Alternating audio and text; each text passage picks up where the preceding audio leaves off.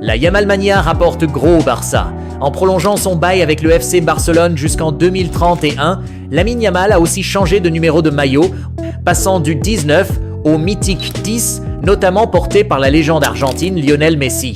Résultat, le nouveau maillot du prodige espagnol est devenu le produit le plus vendu en une seule journée dans l'histoire des boutiques officielles de la formation catalane. Certains magasins étaient au bord de la rupture de stock, mais le club a lui-même assuré que les quantités prévues étaient suffisantes pour continuer de vendre la tunique dans tous ses points de vente. Selon le site web Culmania, l'équipementier Nike, responsable de la fabrication et de la distribution des maillots de l'équipe Blaugrana, avait commandé une première livraison mondiale de 70 000 maillots avec 30 palettes de 2300 unités chacune afin de les distribuer dans 170 pays. Le chiffre d'affaires initial prévu était d'environ 10 millions d'euros, porté par des prix de vente assez élevés. La version enfant coûte 114,99 € alors que la version adulte coûte 134,99 €. Une version pro, identique à celle portée par Yamal, est vendue à 184,99 €.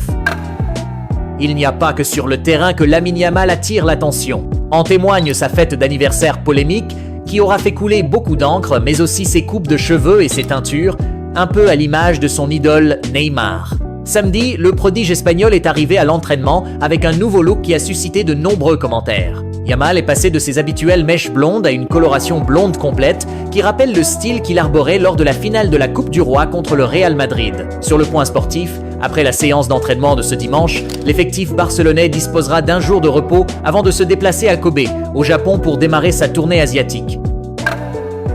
Le FC Barcelone a agi vite, mais en silence. Alors que le club champion d'Espagne semblait être dans une impasse pour l'arrivée d'un attaquant, la nouvelle est tombée samedi après-midi alors que personne ne s'y attendait.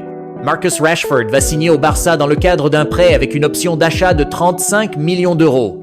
Hansi Flick tient donc son nouvel attaquant et ce n'est pas terminé, puisque le club Blaugrana pourrait encore enregistrer 2 arrivées.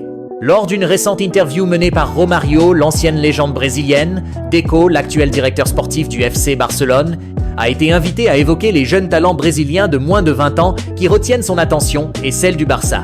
S'il a logiquement cité Estevao, la pépite de Palmeiras déjà convoitée par les Catalans en début de mercato.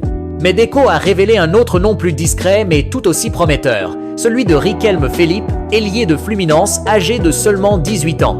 Encore peu connu du grand public européen, Riquelme Felipe s'est déjà fait une place dans l'équipe première de Fluminense avec 17 apparitions, un chiffre significatif pour un joueur de son âge au sein d'un club aussi structuré que Fluminense. Capable d'évoluer sur les 3 postes offensifs, il représente le profil type que le Barça aime observer de près, polyvalent, technique, créatif, avec une marge de progression importante.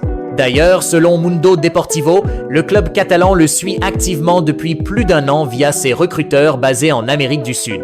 Une stratégie qui s'inscrit dans la volonté de Deco de continuer à dénicher les talents brésiliens avant leur explosion médiatique, dans la lignée des traditions barcelonaises, ayant conduit à recruter des joueurs comme Neymar ou plus récemment Vitor Roque.